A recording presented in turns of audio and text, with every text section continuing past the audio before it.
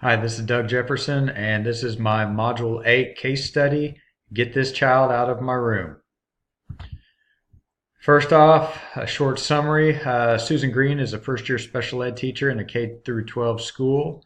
Carl Hughes is the student that we're going to have a problem with in this reading and this case study.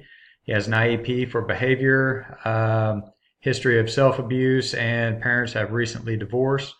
Nancy Taylor is Carl's general ed teacher who wants him removed from her classroom because of recent aggressive behavior towards her.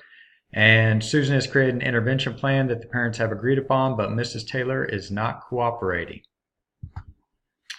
So first off, problem ID and analysis. What do I know? I know that this is taking place in a rural school and people have to rely on one another to get things accomplished. I also know that Susan is the new special education teacher and she is replacing a 25-year veteran. Mrs. Taylor has taught third grade for 10 years, so she has plenty of experience and she is frustrated with Carl's behavior and wants him out of her class. And Carl is a third grade student who's in Mrs. Taylor's class. He does have an IEP for his behavior. His parents have recently divorced and has aggressive behavior both in and out of class. Carl's IEP was done before the divorce. It has worsened, his behavior has worsened since the divorce. He's now throwing objects at teachers, slamming desks, and shouting at students. So he's a disruption to everyone in the classroom. Susan has met with the district coordinator and the superintendent and is developing an intervention plan. And during the IEP meeting, Carl's mom got emotional and broke down, signed the papers, then left. And she made a comment on Mrs. Taylor made a comment on the former special ed teacher just removing kids. So category 1, problem ID and analysis. What do I need to know? Some things I need to know were there any administrators notified about this situation? What policies are in place? Are policies being broken? What training does the staff have on these types of situations? How is Susan doing? How's Mrs. Taylor doing? How's Carl doing? Findings on what triggers him? And what witnesses do we have on the reports of aggressive behavior? Is there any evidence? Have teachers seen anything? Are students willing to speak about what has taken place in the classroom? So category 1, again, problem ID and analysis, identifying the problem. Problem is Carl has become aggressive and disruptive to the class. Mrs. Taylor is unwilling to collaborate, and Carl is in desperate need of guidance and counseling from any adult who he can trust. So category 2, proposed plan of action, implementation. As you can see here, I have 6 different steps. The first step, one-on-one group meeting. Talk to Susan, tell Susan how she's doing an excellent job in putting all this together. Maybe remind Mrs. Taylor about her responsibilities as a classroom teacher and about following IEPs. Talk to Carl one-on-one about what expectations are in the classroom and out of, and especially at school in general. And then also talk to the staff and see if they've noticed anything else. The second step is check the district policies and meet with the superintendent and see maybe what some other possibilities are, what other things can be done, if anything has been done in the past with Carl. The third step is provide a professional development opportunity for the staff. Maybe it's something as simple as communication and what have you noticed in the halls or what have you noticed around the school other than in Mrs. Taylor's class, or how to handle situations like this, where to send them, who to talk to. The fourth step is implement a new plan for Carl. The fifth step, be present in the classroom for evaluations. Kind of keep an eye on things, see if Carl misbehaves while you're in the classroom. This will also help out Mrs. Taylor, and you can see exactly what's taking place. And if you're in the classroom and nothing ever takes place, maybe it's something between Carl and Mrs. Taylor. And the sixth step, support faculty, students, and staff. What's in the best interest of the students? Obviously, safety is going to be in the best interest. So we need to make sure they are not scared in the classroom and looking out for their safety as well. So 2 examples I have here. By the end of this section, what I'm hoping you guys can visualize is what and who. The what is the pain you cure with your solution. That's talking about Carl and Mrs. Taylor, and to some degree Susan as well. And who, show them a specific person who would benefit from your solution. And again, you're going to see those 3 mainly, Mrs. Taylor, Carl, and Susan, all benefiting. And I guess in a roundabout way, you could say all the members of the staff, especially if we can get Carl to behave a little bit better and find out what triggers him.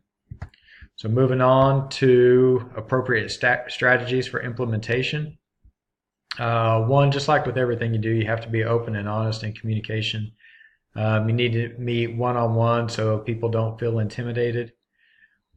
2, collaborate. You have to talk to people. You need to get the superintendent involved. You need to talk to teachers as well as students. And 3, you need to talk to the parents. Okay, see if they've noticed anything at home, see if it's worsened since news of the divorce. Number 3, vision of student success is number 1.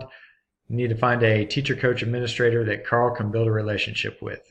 Anybody in the building who Carl can go to talk, to calm down, to get things off of his chest and maybe just relax a little bit and speak his mind or let his frustration out. That would be a huge benefit for Carl and a huge benefit for all of his students and Mrs. Taylor as well. So our third category, resolve the issues based on promoting the success of all students. By getting everyone's input inside the story, I'm modeling patience and not rushing into a decision. This is good for everyone involved. You never want to rush into situations like this.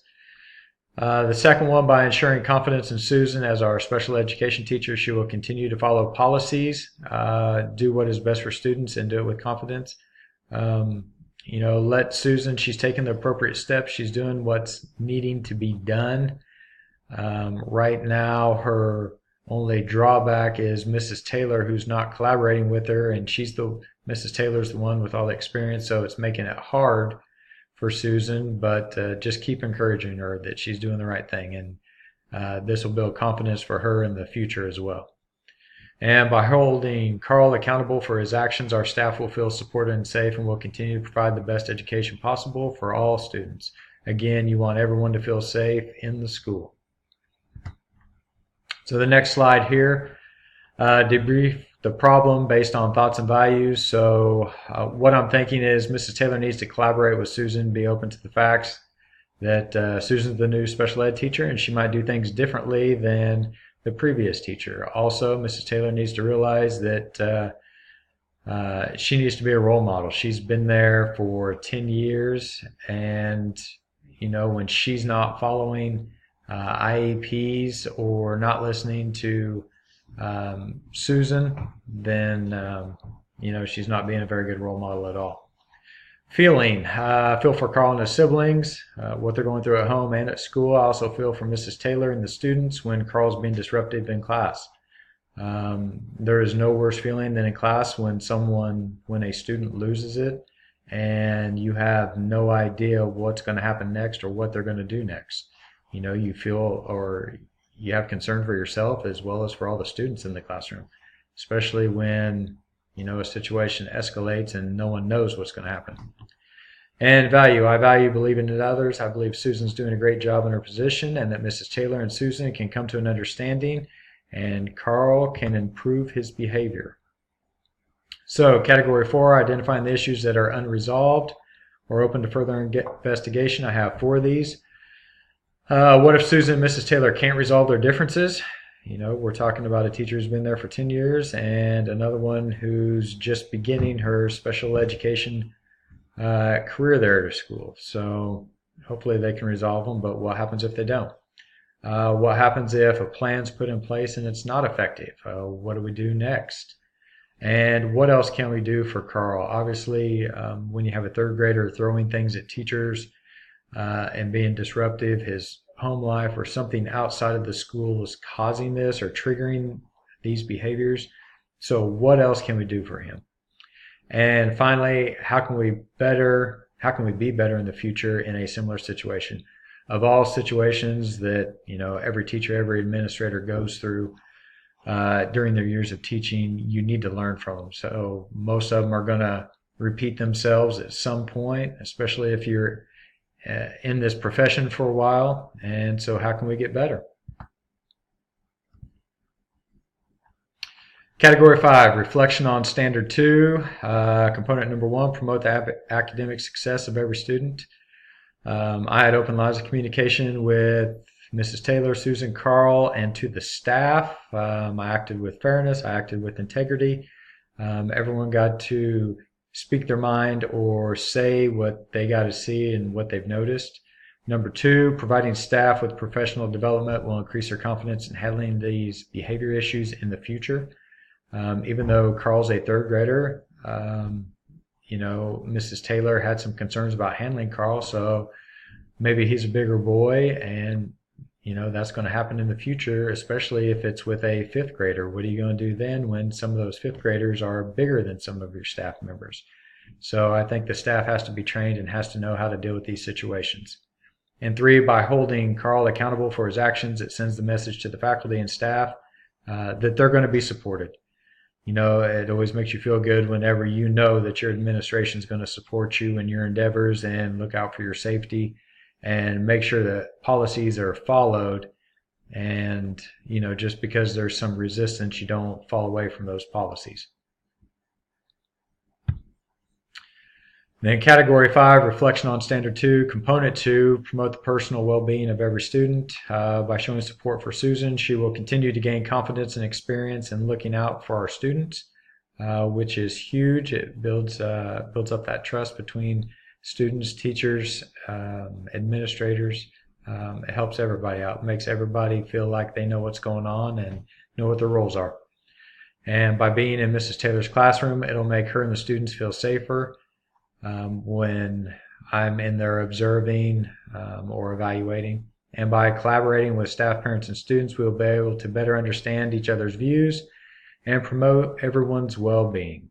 So again, communication is big, making sure all parties are involved and trying to find and do what's best for students.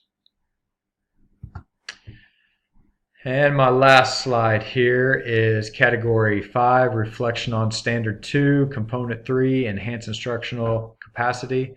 First off, we'll offer professional development for staff to participate in. The second thing is encouraging faculty and staff to work together to provide the best possible learning environment for our students. And finally, use our evaluations to continue to monitor the progress of Mrs. Taylor and Carl, ensuring that everything goes smoothly. So that's it for my case study. Thank you very much.